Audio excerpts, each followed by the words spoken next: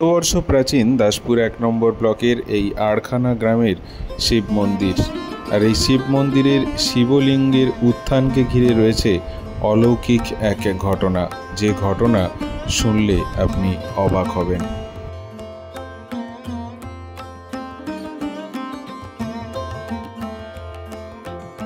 আমাদের দাসপুর অন্তর্গত দাসপুর এক অন্তর্গত আমরা আড়খানা গ্রামের অধিবাসী। আড়খানা গ্রামের অধিবাসী। এই শিবের আমাদের ঠাকুরদাদা তার ঠাকুরদাদা মানে আজ থেকে প্রায় অন্তত ৮০ বছর আগে। আমাদের বয়স হয়েছে এখন আপাতত ৭৩ বছর। দেখে এসছি আমাদের ঠাকুরদাদা তার বাবা তারা এখানে পরিচালনা করে পৌরোহিত্য করতেন। তারপর আমার জ্যাঠামশাই ঋষিকেশ বটব্যাল তিনি ছিলেন, আমার বাবা শ্রী ভোলানাথ বটব্যাল তিনিও ছিলেন, এবং তারা স্বর্গপ্রাপ্তি হওয়ার পর আমাদের এই দায়িত্ব আমাদেরকে দিয়ে যায়, আমরা এই দায়িত্ব পালন করি। এই দায়িত্ব পালন করা মানে আমাদের বয়স আজ ৭৩ বছর বয়স। এই ইতিহাস আছে এখানে একটা আমরা শুনেছি আমাদের ইতিহাসটা আমাদের ঠাকুরদাদা তার বাবার আমল থেকে, যে এইখানে এই জায়গাটা ছিল আড়খানা মালিক অখিল মালিক, তিনি ছিলেন এই জমির মালিক। তিনি এই বন জঙ্গলের ছিল এইখানে। তারপর সেখানে তাদের রাখাল ছিল, সেই গরু চড়াতে আসতো এখানে, গরু ছেড়ে দিয়ে তারা ফাঁকে বসে থাকতো। তারপর সেই গাই আলা যে গরু দুধ দিত, সেই গরু এসে একদিন কী করলো, দুধটা আর ঘরকে যখন গেল দুধ নেই, তখন তারা বললো কী হলো, তাদের রাখালকে বকলো। রাখালকে বকার পরে তখন সে রাখাল বলল আমরা তো কিছু করিনি, তখন তাহলে কী হচ্ছে বলে তারা তখন কোনো প্রকারে লুকিয়ে দেখে যে কী হচ্ছে ব্যাপারটা। তারপরের দিন সকালে যখন গরুটাকে ছেড়ে দেওয়া হলো, গরুটা এসে ধীরে ধীরে চড়তে তারা সেই গভীর বনের দিকে চলে গেল। দিয়ে তারপরে সেই বনের এমন একটা জায়গায় সেই দুধটা তার প্রতিফলিত হচ্ছে, দুধ পড়ছে।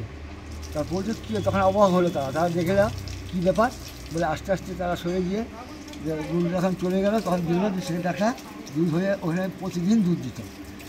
তখন সকালে মিলে খোলাখুলি করে দেখা গেল যে একটা শিবের লিঙ্গ দেখা গেছে। এখনও পর্যন্ত সেই লিঙ্গের মাথায় চোট আছে, উত্তর দিকে চোট আছে।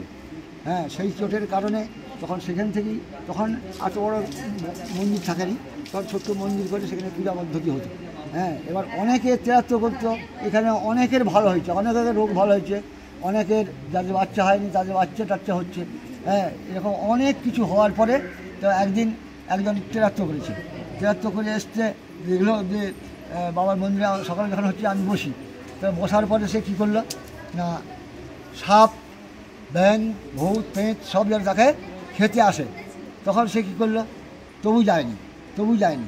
তখন সে চুপ করে পড়েছিল।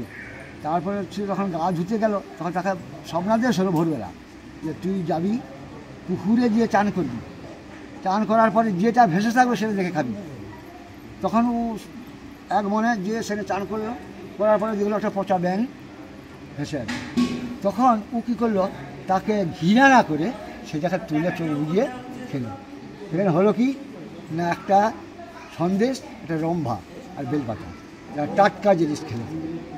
সেই থেকে একটা মনের একটা এমন হলো, সকালে অনেক রোগ এখানে সেরেছে। তেরাত্ব করে 3 দিন 4 দিন পরে তারা ফল পায়। আবার একজনের গা হাত ফেটে গেছিলো, ঘায়ে ভর্তি হয়ে গেছিলো, সে তেরাত্ব করতে তার ভালো হলো। তাকে বললো যে ঠিক আছে, আমি তোকে ওষুধ দিচ্ছি, এই ওষুধটা নিয়ে যা, তুই যত লোক হবে বিনা পয়সায় তাকে ওষুধ দিবি। সে ওষুধ দিয়ে অনেক ভালো করেছিল। তিনি ভদ্রলোক মারা গেছে, এখন তার ছেলে ছিল, ছেলেও মারা গেছে। এইরকম ইতিহাস আমাদের ইতিহাসটা। ইতিহাসে আমরা আগের বারেও বলেছি, এখনও আপনাকে বলছি, আর 2 বছর 10 বছর আগেও বলেছিলাম। ওই শুনেই যাচ্ছে, আর কিছু হচ্ছে।